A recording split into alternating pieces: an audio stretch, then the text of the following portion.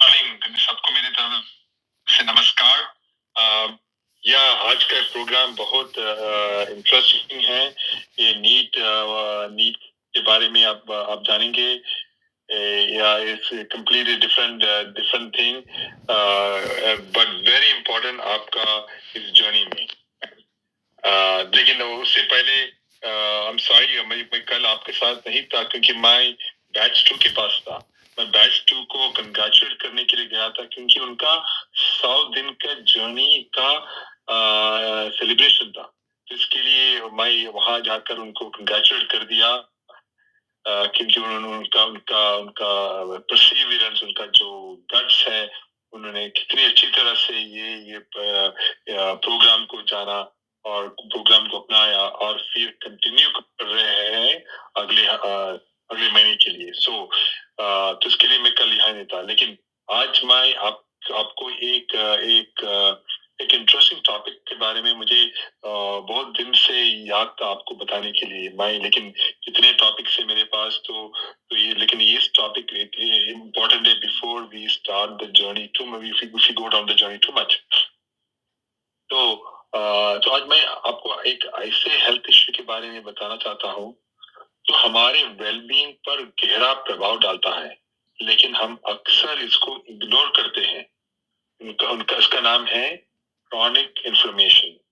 Meaning ہر وقت ہمارا body کا جلنا، ہمارے باڈی کے اندر ایک فائر، اس کو انفلمیشن سمپل طریقے سے سائنس انفلمیشن بولتے ہیں، لیکن سمپل طریقے سے اس کو بولتے ہیں فائر. تو ہمارے زندگی، ہمارے باڈی میں جو کرونک ہے، مینس ہر وقت یہ چلتے رہتے ہیں، تو اس کو بولتے ہیں کرونک انفلمیشن.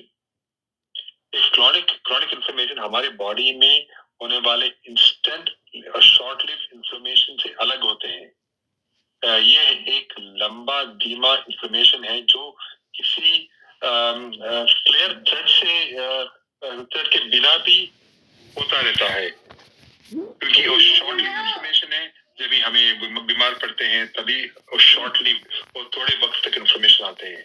لیکن اس کو کوئی وجہ ہے، لیکن یہ اس کی وجہ نہیں ہے کہ جب بھی ہم کو بیمار پڑتے ہیں وہ انفلمیشن نہیں ہے. تو یہ بیک گراؤنڈ نوائز کی طرح کبھی بند نہیں ہوتی اور دھیرے دھیرے ہمارے باڈی کے ڈیفنسز کو کمزور کر دیتی ہے.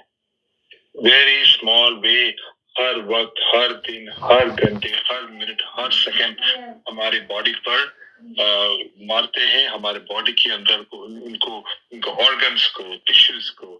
یہ ہے کرونک انفلمیشن. تو آخر ہمارے باڈی کو اس کنٹینیوس موڈ میں رہنے کا ضرورت کیوں ہے؟ کیوں رہتے ہیں ہمارے باڈی؟ کارن بہت سارے ہیں. کبھی کبھی کرونک انفلمیشن کسی لمبے سمے تک چلنے والے انفیکشنز کی وجہ سے ہوتا ہے، جیسے کہ کووڈ ہو، کچھ بیماری ہو، اس کی وجہ سے بھی کرونک انفلمیشن ہوتے ہیں. کبھی کبھی پولیوٹڈ ہوا یا انہیلتھی ڈائٹس جیسے irritant سے بھی ہوتے ہیں. ہمارے ماڈرن لائف سٹائل سے بھی یہ پرابلم بڑھتی ہے. پروسیس فوڈز اور نیوٹرینٹس کی کمی والے ڈائٹس انفلمیشنز کو بڑھاوا دیتے ہیں.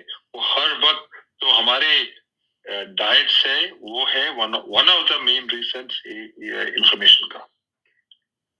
لیکن اس کے ہوپ ہے ہمیں اس پرابلم کا سمادھان کرنے کے لیے صحیح جانکاری اور سمجھ کی ضرورت ہے.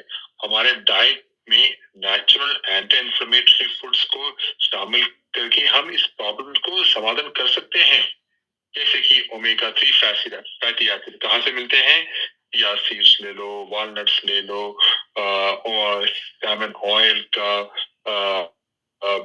کیپسولز لے لو. یہ سب ہمارے کرونک انفلمیشن کنٹرول کرنے کے لیے ضرورت ہے. اور پھر اینٹی آکسیڈنٹس والے فوڈز اور ہول گرینز ہماری ہیلپ کرتے ہیں. اور ایک بات ہے کہ ایکسرسائز دکھایا گیا ہے کہ وہ بھی ضروری ہے. ریگولر فزیکل ایکسرسائز لے لو، وہ انفلمیشن کنٹرول میں آتی ہے. مینٹل ہیلتھ کا بھی دھیان رکھنا پڑے گا کیونکہ اسٹریس سے انفلمیشن بڑھتا ہے. اور پھر سارے نیچرل اینٹی انفلیمیٹریز ہیں، جیسے کہ ہم ٹرمرک ہے، جنجر ہے، گرین ٹی ہے، جیسے کہ نیچرل سپلیمنٹس بھی بہت ہیلپ فل کرتے ہیں. دوستوں، میں نے خود ہی دھیان رکھے، ہر دن انفارم چوائسز کرے. آپ کی ہیلتھ آپ کے ہاتھ میں ہے، اور ایک کرونک انفلیمیشن کو یاد رکھیے. آپ کو پتہ نہیں ہوتا ہے کہ آپ کا باڈی میں کب کرونک انفلیمیشن کی اب چل رہا ہے، تو اس کے لیے آپ پرو ایکٹیو رول لے لو.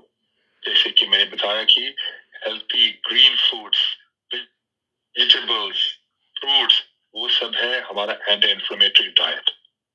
یہی تھا میرا سوچ آج کا. دھنیہ واد.